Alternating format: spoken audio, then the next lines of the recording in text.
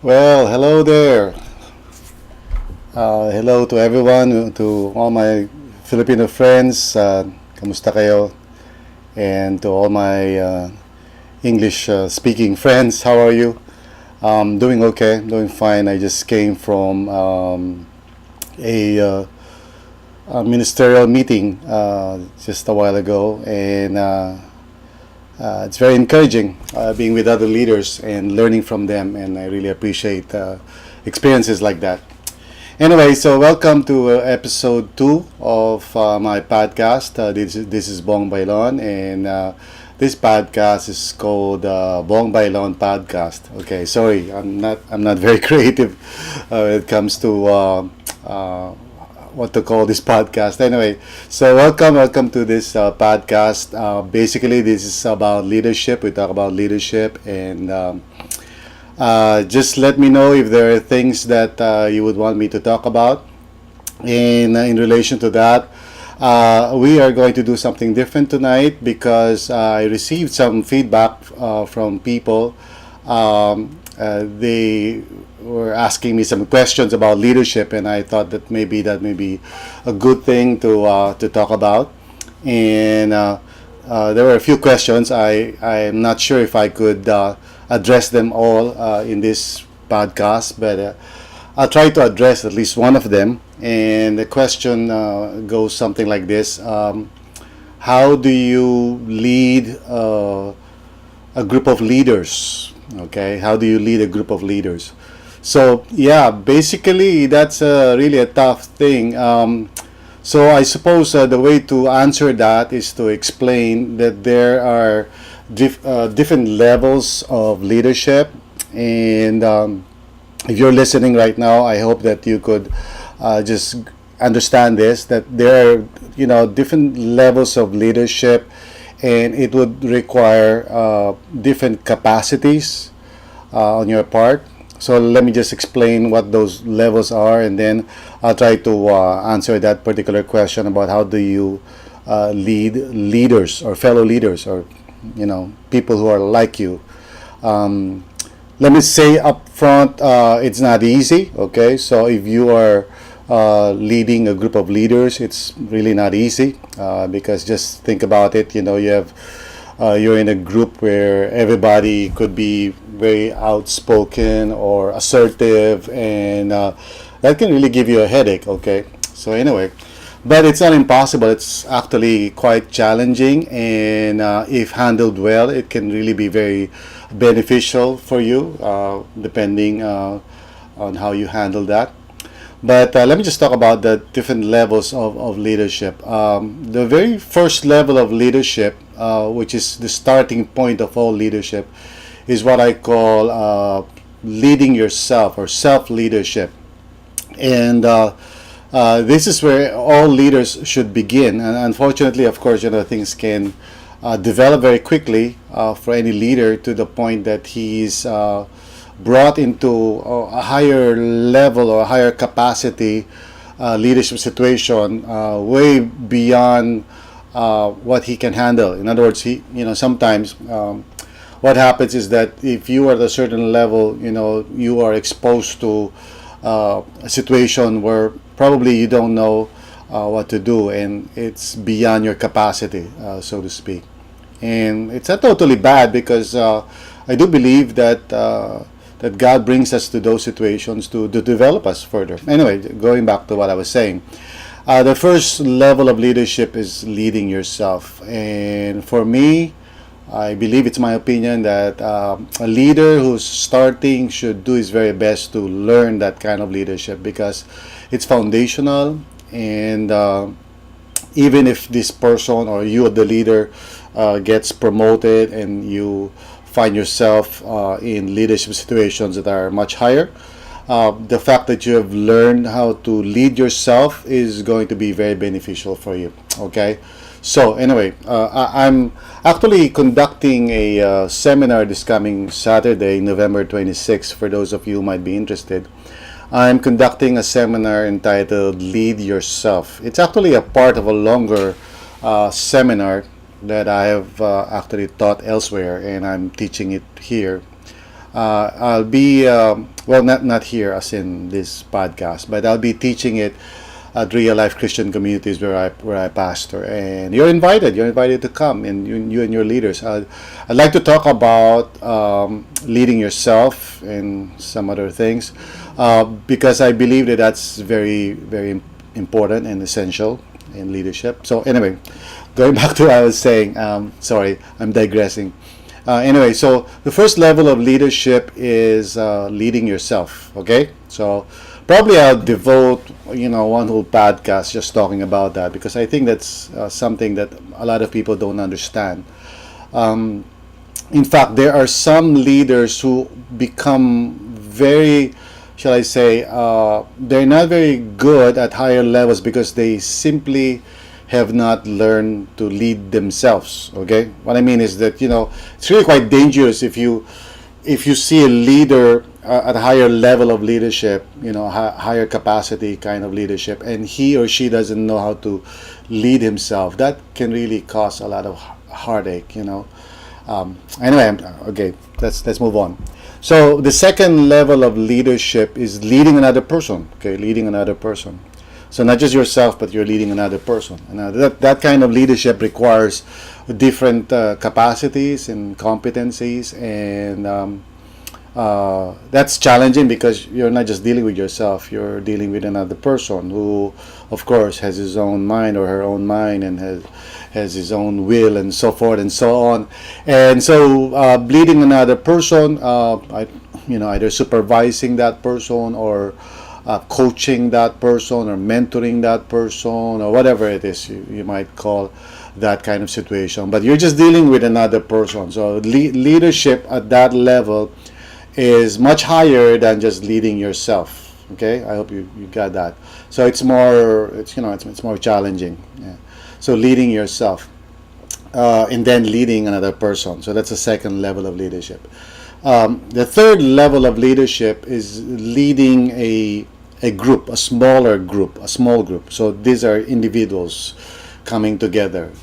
And usually you start that kind of leadership wherein you're just leading basically a nurturing group or a small group. The purpose basically is just probably more in line with developing your relationships with each other, that kind of thing. That's higher than just leading one person. Okay, so when you're leading several, okay, then that could be more challenging, and that would require higher capacity on your part. Now it gets a little bit more difficult when you now begin to lead a team. Now, when you lead a team, so I'm thinking in terms of, not in general, like, hey, let's be a team, that kind of thing, but more in line with really a formal team where there are certain dynamics and certain rules come into play, and it's more than just being generic about, rah rah rah, teamwork, that kind of thing. There are certain disciplines about teamwork. I'll talk more about that later on. But anyway, okay. So when you're leading a team, and the first kind of leader, leading a team kind of situation is when you're leading a team of followers or workers. And that kind of leadership is more than just leading a group of friends. You're not just, you don't. The aim is not just to get along with each other, or probably minister to each other, or be friends, stuff like that. Which is very typical in a small group situation. You're now doing something. Okay, when you're leading a team, you are doing some kind of task. Okay, so that would require a different kind of discipline and gift set. So you need to understand goal setting and stuff like that. So that's a higher form of leadership, a higher capacity kind of leadership. And okay, so and then you come to the next one, the next level, which is even higher, and that's when you're leading a group of leaders. Okay, usually it's still a team situation, but now you're talking about a team of leaders. That's why I said earlier that basically leading leaders is really very challenging, because you now have a group of people that you're influencing, who also have their own kind of influence, and they may have their own mind on certain things. And anyway, the highest form of leadership, I believe, is when you are leading a movement and you don't necessarily direct anyone or influence anyone specifically. It's more like you're influencing several or many people beyond the four walls of what you can see, and basically this involves influencing way beyond what you could possibly personally influence. That kind of influence is really high capacity. It's not easy, and it's very difficult actually, and sometimes even dangerous, if I may say so, because of the implications. Anyway, so going back to the question, how do you lead leaders? So after telling you about the different levels of leadership, you might be asking, my goodness, how do I do this? Well, there's a certain way of handling that, and I believe it was Ken Blanchard who came up with the idea of situational leadership, wherein he talked about the leader being flexible and being able to deal with the kind of people that he may be leading, and basically everybody that you're trying to influence is basically, how do I call this? There are basically two things that more or less determine, how that leadership relationship would work out. The first aspect has to do with motivation, and the other one has to do with ability. In other words, everybody that you come across with, whether they're leaders or followers or anything in between, you could basically understand how to better lead them if you can figure out their motivation level and also their ability level. Meaning to say, if they're motivated, it requires a different approach, and if they have the ability to do whatever it is that you hope they would do through your influence, that would require a different kind of leadership as well. So based on that framework, I think we can, like what Ken Blanchard said in his books.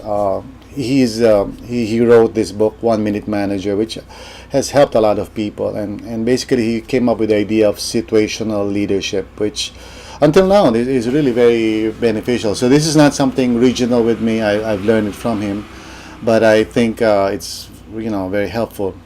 So based on that framework, that everybody can, you can categorize people based on their motivation and ability quotient, if I may use that word. So there are people, and hopefully you won't experience this too much, but there are people who are very low in motivation and very low in ability, and well, that's really hard. Okay, if you are in a situation when you are leading, whether you're just leading another person or a group of people, a team or whatever, and they are composed of people who have very low or even zero motivation and maybe zero ability, that can really be so hard. Okay, so let me just say that up front. I don't want to be in that kind of situation, really. And oftentimes I would advise a leader that if he has somebody like that, maybe he has to probably let go of that person. I mean, just being honest here. Sometimes when you have a person like that who's don't care, don't want to do anything, and not really motivated and doesn't really know what to do, etc.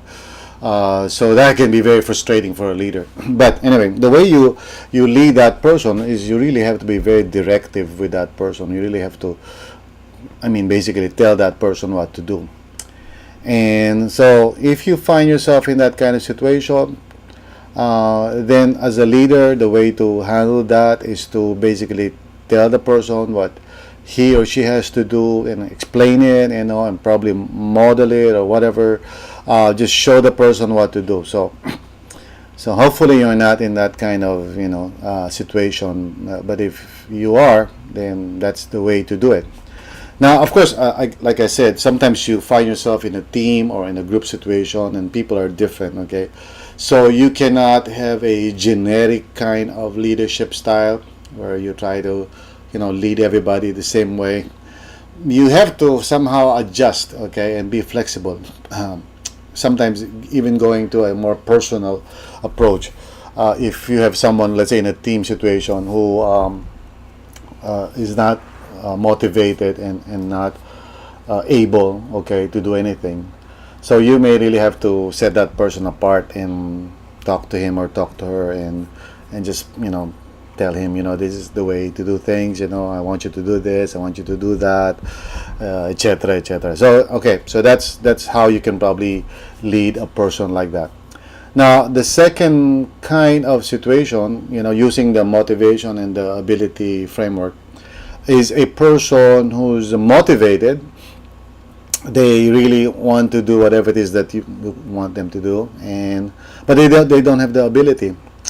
So I find myself in situations like this when I'm dealing with people, that there are those who are really very motivated. Like they would tell you, just I want to do this. Like for example, of course, I'm a pastor, so there will be people who just love God, and they would just say, I want to serve the Lord, but they just don't know what to do. Okay, they just don't know how to do it.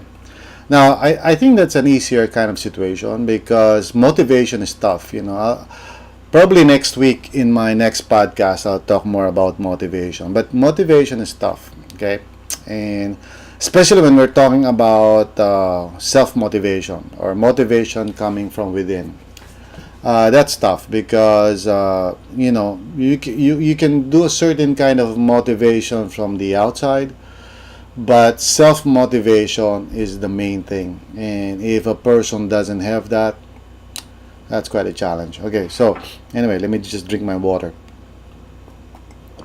So if you are in a situation where you're dealing with a person who's motivated, okay, so that's great.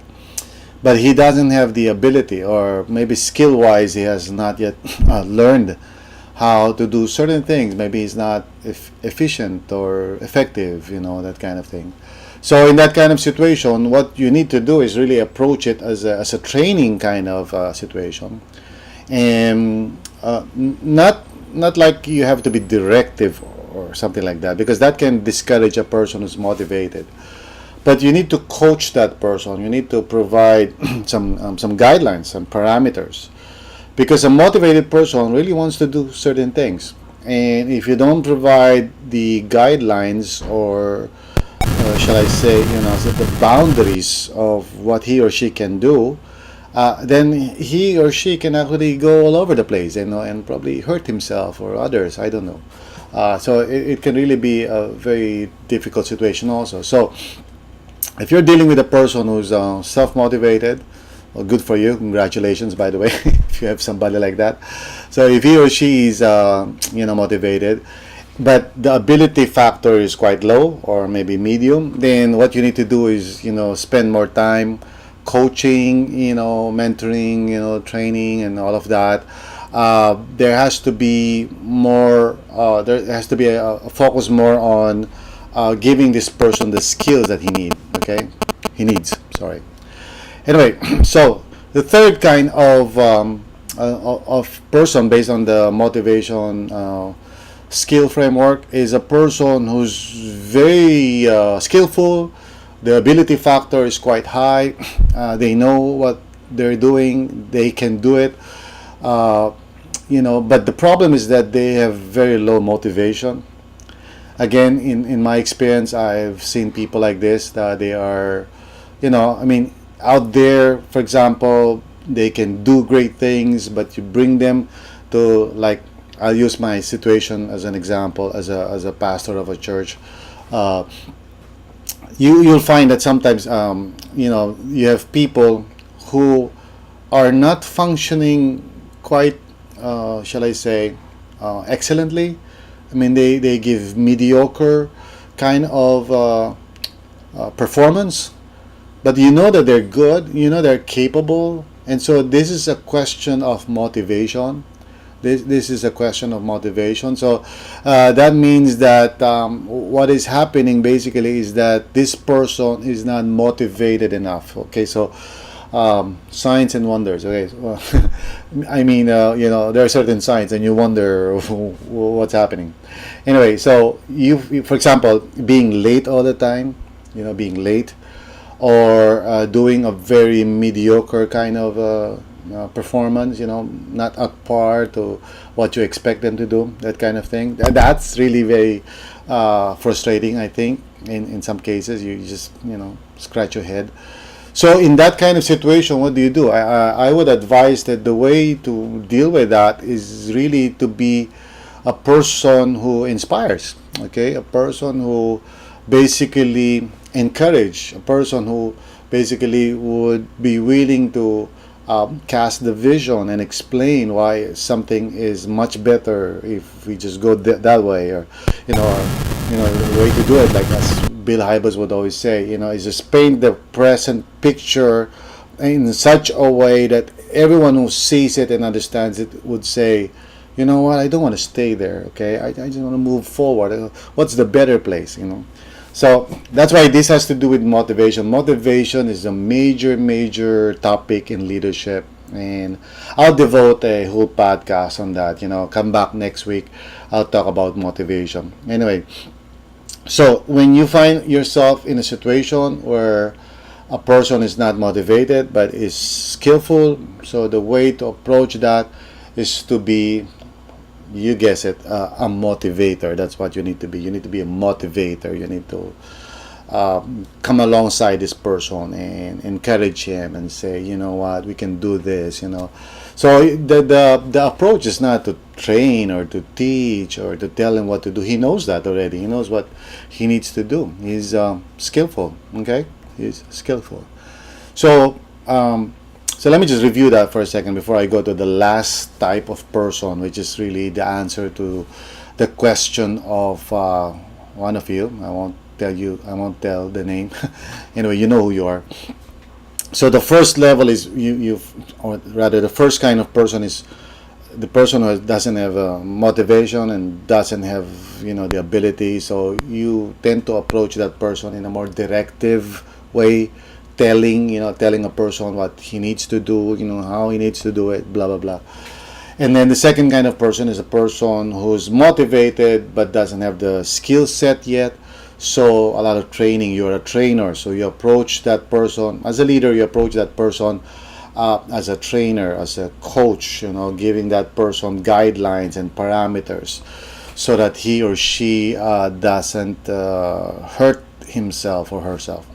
And then the third kind of person is a person who's very skillful, high ability, but not very motivated. He comes late, he doesn't do his best, he just stares at the ceiling, that kind of thing. Well, okay, in that kind of situation, you've got to be a different kind of leader. You need to be an inspirer. Is there such a word? A person who's motivating, a person who is a vision caster. You must be a person who paints pictures in the mind so that the person can see, or maybe just help the person to recall something in the past, to bring out those feelings and those dreams that they might have, and stir them up, so to speak. So anyway, so that leads us to the final kind of person, which is really the answer to the original question that I mentioned a while ago. One of you said, how do I lead leaders? Now, assuming that we are defining the word leader in the same way, and I think previously I said that a leader is someone who intentionally develops and uses or leverages his influence for the common good. Okay, so this person is intentionally developing and using his influence in order to accomplish something that is a common good. I'll talk more about that some other time. But anyway, that's what a leader is for me. So usually when you say I'm leading a group of leaders, sometimes what people mean by that is I am leading a group of strong-minded people. Probably. Okay. Anyway, so really a leader is somebody who's self-motivated, if I may say so. He's self-motivated. You don't need to inspire him. You don't need to tell him, we can do this. So a leader is basically someone who says, let's do it. Okay, so there are different kinds of people who are like that. There are people who are goal oriented, or there are people who are self-motivated because they want to do something right. Okay, or they are motivated because they see that what is about to happen will benefit a lot of people, that kind of thing, or it will just develop strong relationships. I don't know. So they're basically motivated, and then they are also, they have the ability. They're very skillful. They have the skill set. They know what they need to do. You don't have to instruct them. So that would be a definition of a leader. Okay, that would be a situation where you are leading leaders. Okay, they know what to do. They're motivated, and sometimes they can be very assertive. Some leaders are quiet, of course. So I'm not going to be so generic about that. There are leaders who are quiet. Okay, not all leaders are assertive and verbal. Some leaders are just quiet. They're just watching you. But I think the main thing that I want to emphasize here is that if ever you find yourself in a situation where you are leading leaders, so let me tell you, first of all, don't be directive toward those people. I mean, don't tell them what to do. You're going to insult them. They will be offended by that. Okay? If you talk to a leader and say, I want you to do this, I want you to do that, I mean, forget it. Okay? You'll be in trouble. Okay? They won't appreciate that. Secondly, they don't want you to be teaching them. I find this sometimes in my own experience. There will be some people, okay, they mean well, I suppose, but there are some people who do not understand who they're dealing with. So they sometimes talk to me like, okay, here's what to do, Mr. Bong Baylon, here's what, and that can be very frustrating because in my mind I'm saying, yeah, I know what to do. Okay, so anyway, the point is that be sensitive. All right, if you're leading a leader, don't teach them what to do. Don't even they will just resent that because they would find that to be insulting. Okay, just like when you are trying to give them a lot of directions. Okay, or do's and don'ts. That can be very difficult for a leader. Some leaders can even respond violently to that, I think. Okay, they might get upset. So that's a warning to you. Okay, that's a warning. Thirdly, is when you're dealing with leaders, you don't want to just baby them and say, we can do this and stuff like that. Well, the thing is, leaders, they don't need that. Maybe at first, initially, they might want to know where we're going. Okay, where are we going anyway? So you may have to clarify the vision and stuff like that. Later on, I'll talk more about the steps toward, bringing leaders, toward alignment. But anyway, so what's the point? Well, how do you lead leaders? I'm running out of time. How do you lead leaders? Well, basically, you lead them as people who are motivated and who have the ability. So you partner with them, basically. That's the way you lead leaders. You partner with them. You allow them to participate and to engage with you. You don't just, like for example, you don't come down from Mount Sinai and say, here's my vision. That's not the way to do it. If you're leading leaders, they have to walk with you and struggle with you, and they have to feel the same things that you feel, so that there's partnership. I think that's the main thing that I want to say when you're leading leaders. There has to be partnership. There has to be collaboration. There has to be a team kind of spirit where let's do this together. What do you think? There's a lot of questions more than statements. There's a lot of, let me hear your ideas, or let's just brainstorm about this. So that's how you approach leaders. Okay, and that's why, when you're talking to people who are at that the different stage, like they're not motivated, or they don't have the skill set, you don't tell them, okay, let's brainstorm. They're not even motivated to do that. So the way to handle leaders is to respect them and say, I see you as leaders, and I really believe that you can contribute a lot to this. So let's engage. Let's sit down and talk about the problems. I won't tell you the solutions.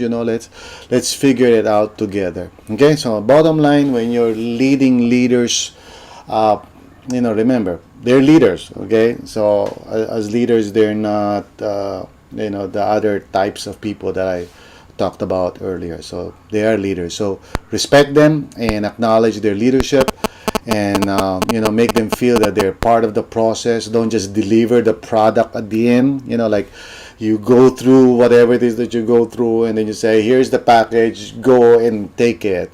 So no, you have to bring them along to the journey, so to speak. They have to feel what you feel and struggle, and just like you struggle, okay, as a leader. So they also have to go through the same emotions, okay? And especially when you talk about vision casting, sometimes people make a mistake that when they're dealing with leaders, you talk to them and say, here's my vision. That's bad, okay? That's bad. Let me tell you, that won't work, okay? It's very offensive to leaders when you tell them, I have a vision. Better tell them, what, let's figure this out. I feel a certain angst, or I struggle with this. Don't you feel that you struggle with this? And let's talk about it. Okay, so you bring them along. Okay, create collaborators. That's the main thing. Okay, so this ends my second podcast on leadership, and so again, let me invite you to a seminar that I'll be conducting this Saturday. It's entitled Lead Yourself. It's only just 150 pesos. Please come. I'll give you notes and all of that. And bring your leaders with you. And let's all learn leadership, especially leading yourself, the first level of leadership. This is the first seminar on a series of seminars that I'll be conducting. And I hope that you can join me with me as we talk more about leadership. So this podcast, this particular episode is recorded, and so you can watch it later, and you can just go to bongbaylon.com. So let me just say again, bongbaylon.com. Okay, so that's where you'll find the episodes. I'm building this podcast, so I'm just on my second podcast, episode 2, so I still have a long way to go. Anyway, so join me there, bongbaylon.com, and please, like my Twitter handle, at bongbaylon, okay, and of course my page in Facebook, facebook.com/bongbaylon page, okay, and of course my personal profile in facebook.com/bongbaylon. Not very creative, but I guess that makes my brand easier to remember. Okay, so thank you for joining me this particular episode, and please make comments. Let me know what you're thinking. And somebody suggested that maybe it might be a good thing for me to broadcast at a later time, maybe 10 p.m. I don't know.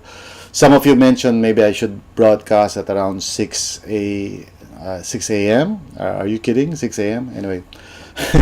So anyway, I'm broadcasting every Monday at 9 p.m. Right here in my profile. So join me, tell others about it, and then if you're not able to, just go to bongbaylon.com, and I'll make sure that it's there, okay, as soon as possible. So thanks, and I really appreciate all of you. Thank you for watching and listening. So until next time, okay, bye.